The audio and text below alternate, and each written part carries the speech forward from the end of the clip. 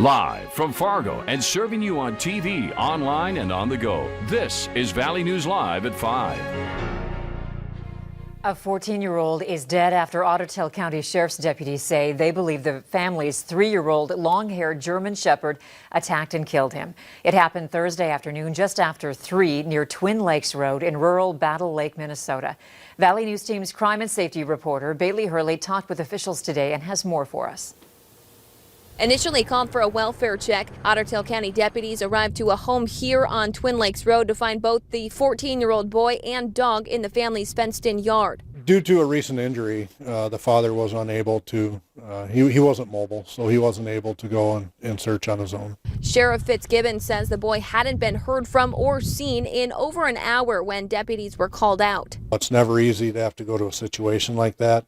The holidays make it that much more tragic. Fitzgibbon says the dog was purchased out of Poland just 6 months ago, adding the family and law enforcement had yet to have any issues with the young shepherd. Still trying to determine, what would make the dog do that. Deputies say the dog was extremely aggressive when they arrived on scene and say due to a public safety risk as well as a request from the family, the dog was later put down. Both the family and those close to them did not want to speak on camera today, but many in the community call this a devastating tragedy for a boy with so much ahead. It's a 14-year-old young man who was just beginning his life, and, we're all grieving. In Untitled County, Bailey Hurley, Valley News Live. Officials say the name of the teenager will be released at a later time and say the dog has been sent to NDSU for a necropsy. Not a whole lot of sunshine out there on this Friday, but we're feeling grateful for the temperatures. A few days from now, we might not be this warm. Let's see what's happening this evening. Hutch? Anytime we can stay above average, many of us get out and enjoy. And in fact, not bad today. Temperatures in the mid and upper 20s here as we head into the evening. The warm spot remains Roseau. Today, temperatures in the 30s there, and we're sticking around that 30-degree mark. The flakes, not really an issue. Those are up near Winnipeg, but those clouds will continue to linger. Low clouds and possible fog as we head into the early overnight hours for some. And temperatures slowly falling through the 20s with light winds. It'll be a cool night, so take that jacket along with you for sure. Grand Forks, similar temperatures. Now, this weekend, well, the cool remains, but it looks even cooler in some locations. And an update to your forecast does include some weekend snowfall. I'll have the latest on that here in just a little bit. Andrea? All right, thanks, Hutch. Authorities have released the name of the missing woman found in the Cheyenne River. West Fargo Fire and police recovered the body of 70-year-old Beverly Auden of West Fargo yesterday afternoon. Auden was found along the bank of the Cheyenne River between 13th Avenue West and 7th Avenue West. Authorities say they are still finalizing the investigation. One man has been arrested after a pedestrian was killed during a crash early this morning. Fargo police tried to make a traffic stop around 3 a.m., but the driver, 24-year-old Dylan Leopard, took off. Officers followed him to an apartment complex and found a woman with severe injuries lying in the parking lot. Leopard's vehicle was tracked to a different complex where he hit a parked car and ran into an apartment. Authorities believe the woman died while trying to leave the vehicle while it was still in motion. Police say Leopard faces several charges, including leaving the scene of an accident involving death, reckless endangerment, and an outstanding warrant. Dilworth police have confirmed that Dennis Hackley is now behind bars nearly a month after the Dilworth shooting that sent an elementary school into lockdown. Scanner traffic yesterday afternoon indicated that Hackley was arrested on multiple outstanding warrants, including second-degree assault and several misdemeanors. According to court documents, the man, Jeffrey Loris, responsible, they say, for a 4-hour standoff with police on Tuesday, attacked a victim because they wouldn't give him a cigarette. The victim was pepper sprayed and ran to a neighbor's apartment to escape. Loris started banging on the neighbor's door and threatened them with a butcher knife, according to authorities. The SWAT team was eventually called in to arrest him. A Valley News Live whistleblower story is prompting officials on both sides of the river to be on the lookout for a man known for contracting schemes. Tony Klein was banned from doing work in at least 4 states. including Minnesota and North Dakota in 2018. We've been telling you about him for years. His name resurfaced when a woman called our whistleblower hotline saying she had recently paid Klein $800 to finish something for her home, but the work never happened. We continue to investigate this story, but tonight on Valley News Live at 6, we'll let you know what you can do if you find yourself in a similar situation. Our COVID and the Classroom series continues as more families come forward sharing the impacts of the pandemic on their students. Hopelessness is what many say they're facing right now, including a local dad and school board member. Valley News Team's Callie Hubbard has his family's story. They're definitely starting to become depressed. Thaddeus Helmers is not only the school board chair for Frazee Vergas schools, but he's a father of two. His senior Lewis and freshman Alexander have been doing full distance learning at Frazee Vergas. And he says this year has been beyond difficult. They're sticking to their heads to the screens. If they're not on their tablet, they're playing video games. Even I try to swoosh them off, but I work full time. My wife works full time. The boys stripped of their favorite outlet due to the pandemic, cross country and football. A lot of disappointment in athletics.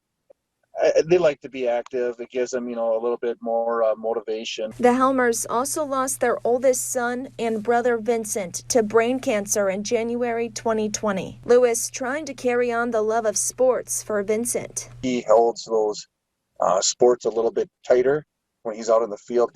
He's playing for his brother, so it's pretty important to him. Helmers says the boys are still on the honor roll at school, but he misses the drive they used to have. Being around in the house a lot also in the wintertime, they get the memories back and they see things and they bottle it up, and then they turn to the screen. I can hear the anxious outbursts. I can hear the anger, the frustration, and then there's just those moments where they crack. And they just break down and there are tears. Wishing for a better 2021 and hoping sleep schedules, sports, and school have some sort of normalcy. But for now, stay positive. Really know and understand the most important things in life. In Frazee, Minnesota, Callie Hubbard, Valley News Live. He says the plan for the Frazee Vergas School District is to start hybrid learning again on January 19th, with the hope of returning to in-person learning 2 weeks later. Fargo and West Fargo Public Schools are announcing new Spectator guidelines. They will allow a maximum of 25% of the facility's capacity per event, not to exceed 150 spectators. Each participant on both the home and away teams will receive 2 vouchers to purchase a ticket per event. The voucher must be presented to purchase an event ticket. These rules will go into effect on December 14th. 8-year-old Addie Johnson rolled into several surprises at the Ronald McDonald House in Fargo today. The Landon's Light Foundation chose her to be their day 8 in their 10 days of giving this year. Addie was in an ATV accident and now has a traumatic brain injury. They surprised her with a bunch of gifts, a horse and carriage ride for the entire family, along with a room makeover. Excited, happy. It was really exciting seeing her dig into the presents and really. It's fun because we get to know what the kids want, so it really is tailored to what those kids enjoy. It was also Addie's 8th birthday. To learn more about the foundation, you can download our VNL News app and click on this story. Amid these tough times, Marines and volunteers are facing unprecedented challenges in making this holiday season special for families in need. With so many out of work during the economic downturn, our Washington News Bureau reporter Elena Austin shows us how Toys for Tots has the task of delivering gifts to even more children this year.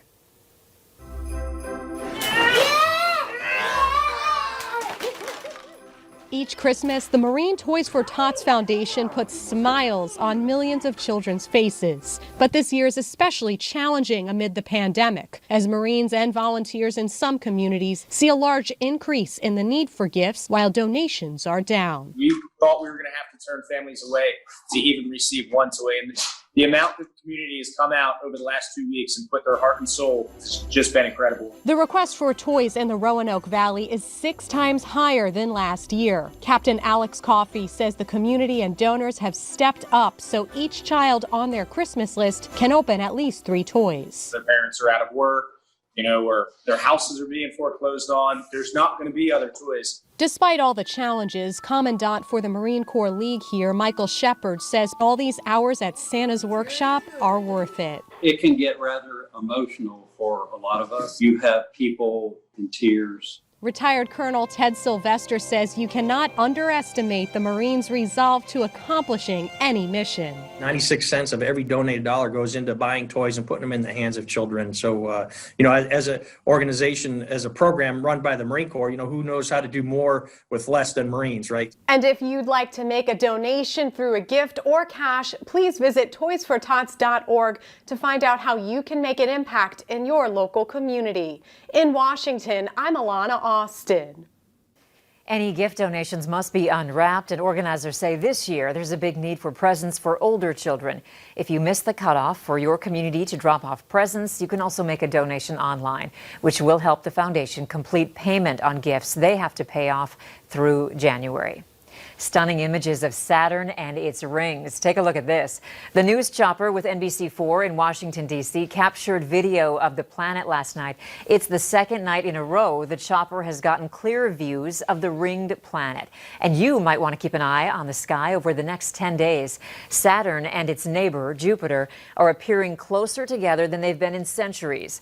On December 21st, stargazers may see one large star in the sky as the two planets draw close together. The last time the two planets were so close was back in 1623. People are still reaching for their wallet, but not as much this holiday season, and that's affecting gift giving. And we had some sprinkles show up on our tower cam here as we started our day out gray and soupy in Fargo. Temperatures a little cooler as well, as most areas peaked only in the 20s and low 30s. Roseau, the hot spot. So if you're looking for heat, that's where to go. Your forecast includes flakes. Details next.